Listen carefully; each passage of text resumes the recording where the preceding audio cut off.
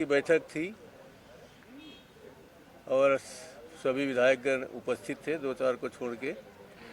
हमने विधायक साथियों के अलावा भी माननीय हमारे अध्यक्ष महोदय को आमंत्रित किया था। भूपेश भाई तो सीनियर मोस्ट हैं ही हैं, पूर्व मुख्यमंत्री जी, और सारे जो हमारे जितने भी मंत्रीगण हैं वो एक विषय विशेषज्ञ के रूप में उपस्थित रहे। सबने इस बजट सत्र को बड़े गंभीरता से लेने का निर्णय लिया है। ये दूसरा बजट है और पहले बजट में जो कुछ भी वादे सरकार ने किए थे अपने बजट के माध्यम से, उनने किसी भी काम को धरातल पर उतार नहीं पाए और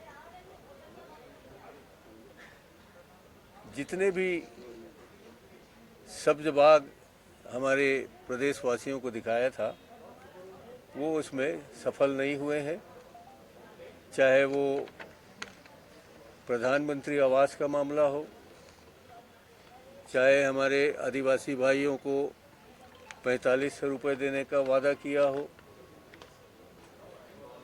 इन सब के अलावा भी जो एक वर्ष में जो बदतर स्थिति बनी है कि हमारे स्कूलों में सबसे ज़्यादा हालत ख़राब है। पहली बार ऐसा देखने में आया है कि स्कूल में बच्चियों के साथ दुर्व्यवहार भी हो रहा है और कई बच्चियों के गर्भपात कराए गए हैं। उनके साथ शिक्षकगण ही दुर्भावनावश प्रताड़ित करते हुए उनके साथ शोषण के शिकार के अनेक मसले सामने आए हैं, जो कि दुर्भाग्यजनक है और ये शर्म की बात है।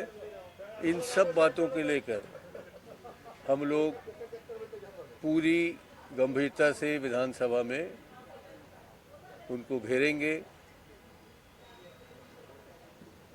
चाहे नक्सल का मुद्दा हो, चाहे जिस तरह से शहरों में, गांवों में और बड़े बड़े स्थानों में भी हमारे आम जनता के साथ, विशेष करके महिलाओं के साथ जो लूट खसोट है वो जारी है, उस पर पुलिस प्रशासन चुप्पी साधे हुए है। पिछले चुनाव के दौरान हमारे प्रत्याशियों के साथ, हमारे कांग्रेस जनों के साथ जो दुर्व्यवहार किया है पुलिस ने, प्रशासन ने, ऐसी हमारे पास बहुत से उदाहरण हैं।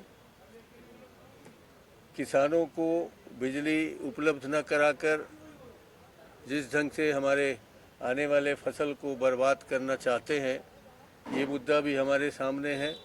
इन सब मुद्दा को लेकर हमारे पूरे विधायकगण तैयार हैं और हम पूरी ताकत के साथ इस सत्र में उनका विरोध करेंगे और हमारे साथी पूरे दिन भर उपस्थित रहकर इस सरकार को सही रास्ते में चलने के लिए दिशा दिखाएंगे।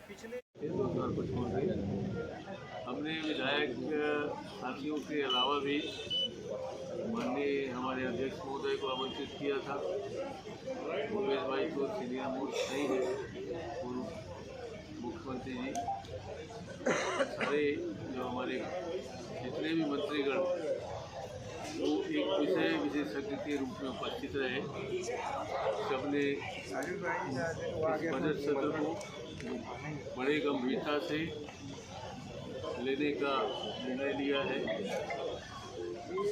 ये दूसरा बजट है और पहले बजट में जो कुछ भी वादे सरकार ने किए थे अपने बजट के माध्यम से, उनने किसी भी काम को धरातल पर उतार नहीं पाए और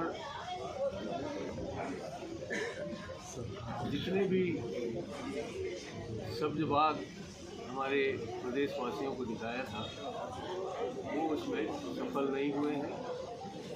चाहे वो प्रधानमंत्री आवास का मामला हो, चाहे हमारे आदिवासी भाइयों को 4500 रुपये के बारे में कुछ लोगों का सुझाव आया है। कई ऐसे मुद्दे आए हैं जो हमें सदन के बाहर भी उन मुद्दों को लेकर प्रदर्शन करना है, और उसके लिए हमारे अध्यक्ष जी भी साथ हैं, और हमारे पूर्व मुख्यमंत्री तो अब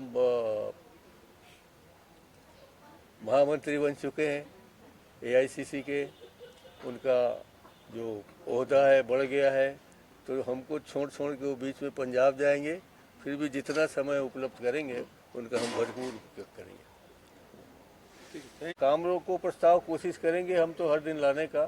कल पहला काम रोको प्रस्ताव ही आ रहा है जो हमारे बिजली से संबंधित है, ऊर्जा से संबंधित है, जिसमें हमारी जनता परेशान है, और ये काम रोको का प्रस्ताव हमारे भूतपूर्व मुख्यमंत्री भूपेश बघेल जी कल लेके आएंगे।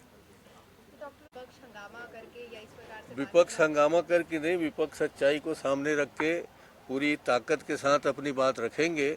इसे हंगामा न समझा जाए। ये हम लोग सदन के समय को बर्बाद नहीं करना चाहते, हम सदन के समय का पूरा सदुपयोग करना चाहते हैं। सदन के भीतर ये वो हमारे पास सिर्फ सवाल नहीं है, हमारे पास सच्चाई है, और सच्चाई का जवाब देने का उनका कोई हक ही नहीं बन पा रहा है कि वो दे पाएँ। उनमें कुछ ऐसा मनोबल ही नहीं बन पा रहा है उनका कि वो सच्चाई का सामना कर सके। इसलिए हर मामले में, चाहे छोटा से छोटा मामला हो, चाहे बड़ा से बड़ा मामला हो, वो झूठ का सहारा लेकर ही हमको संतुष्ट करने की कोशिश करते हैं, जनता को संतुष्ट करने की कोशिश करते हैं, और एक वातावरण तैयार करते हैं कि उन्होंने जो कहा है वो सही है, हम जो कह रहे हैं वो गलत है।